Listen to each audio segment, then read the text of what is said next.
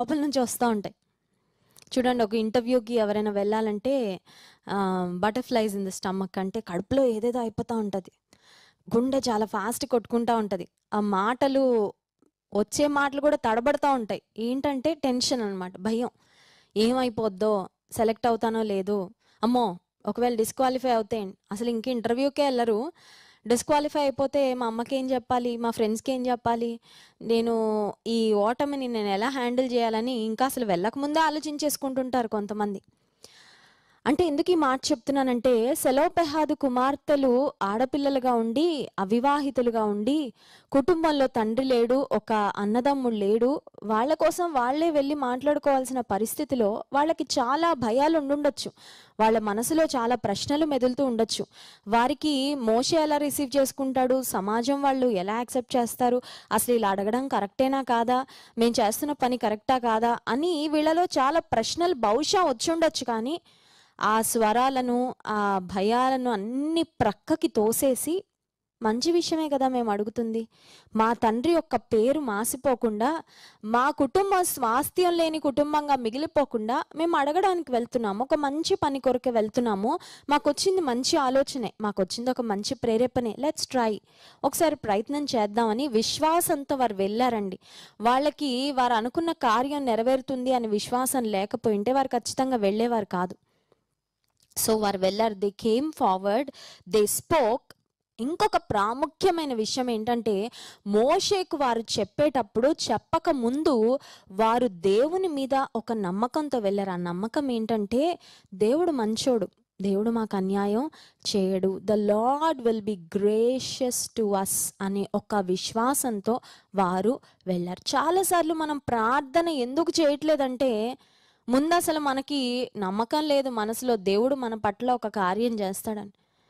దేవుని మంచితనాన్ని, దేవుని కృపను చాలాసార్లు మనమే శంకిస్తూ సందేహిస్తూ ఉంటాం. దేవుడు చేస్తాడో చేయడో అండి, దేవుడు ఈ మనవి గ్రాంట్ చేస్తాడో లేదో, ఈ మొరని దేవుడు అంగీకరిస్తాడో లేదో అని కొన్నిసార్లు లోపలే మనం ఏదో ఆలోచన చేసుకొని విశ్వాసంలో బలహీనంగా ఉండి మనం వెనక్కి తగ్గుతూ ఉంటాం. They had faith that God will be gracious to them. దేవుడు తన కరుణను వీరి పక్షంగా చూపిస్తాడని వారు ఒక చక్కని నమ్మకంతో వెళ్ళినట్లుగా దేవుని వాక్యంలో మనము గమనిస్తున్నాము. వారు వెళ్ళి ఏం చేశారు చూడండి, మోషే దగ్గరికి వెళ్ళారు, పెద్దల ఎదుట మోషేతో మాట్లాడారంట. ఏం మాట్లాడారు అని ఆలోచన చేస్తే 27వ అధ్యాయం సంఖ్యాకాండం 2వ వచనం చివరి భాగం నుండి చదువుతున్నాను. మా తండ్రి అరణ్యములో మరణమాయను. క్లియర్గా చాలా స్పష్టంగా చెప్తున్నారండి. ఇంటి దగ్గర ఎన్నిసార్లు రిహార్సల్ వేసుకొని వెళ్ళారో నాకు తెలియదు, కానీ మోషే దగ్గరికి వెళ్ళగానే చాలా స్పష్టంగా వాళ్ళ బ్యాక్గ్రౌండ్ చెప్తున్నారు, వాళ్ళ హిస్టరీ చెప్తున్నారు, ఆ తర్వాత వాళ్ళకి ఏం కావాలో కూడా చెప్తున్నారు. చూడండి, మా తండ్రి అరణ్యములో మరణమాయను, అతడు కోరహు సమూహములో అనగా యెహోవాకు విరోధముగా కూడిన వారి సమూహములో ఉండలేదు.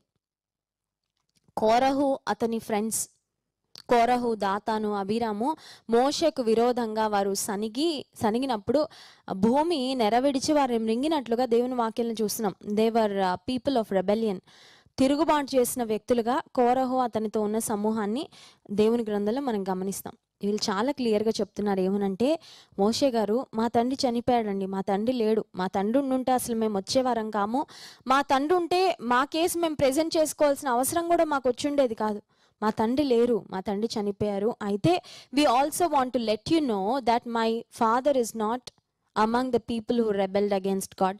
దేవునికి విరోధంగా సణిగిన, లేకపోతే దేవునికి విరోధంగా లేచిన ఆ కోరహు గుంపులో మా నాన్నగారు లేరండి.